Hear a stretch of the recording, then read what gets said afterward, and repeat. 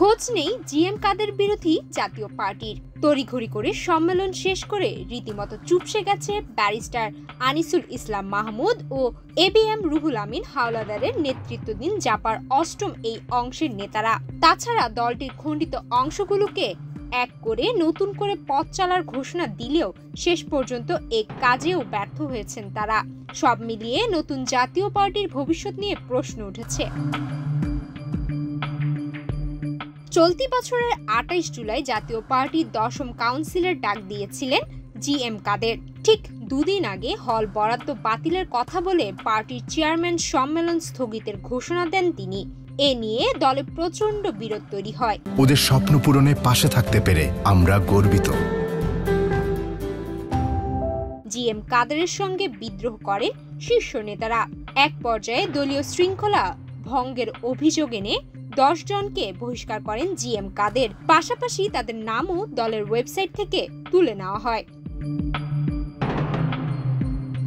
GM কাদেরের এক সময়ের ঘনিষ্ঠ রাজনৈতিক সহকর্মী আনিসুল ইসলাম ও হাওলাদার নতুন জাপা গঠন প্রক্রিয়া শুরু করেন।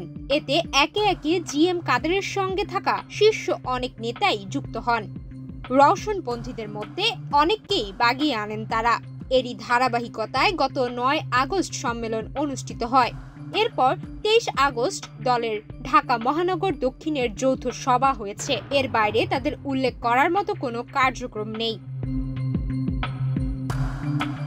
জিএম কাদেরকে চ্যালেঞ্জ করে নতুন এই জাপার কার্যক্রম পরিচালিত হচ্ছে গুলশান ২ হাওলাদার টাওয়ার থেকে।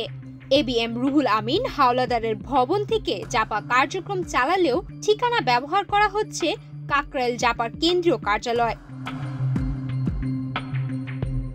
কদিন আগে ঘটা করে সম্মেলনে চেয়ারম্যান নির্বাচিত হয়েছেন ব্যারিস্টার আনিসুল ইসলাম মাহমুদ। মহাসচিব হয়েছেন হাওলাদার।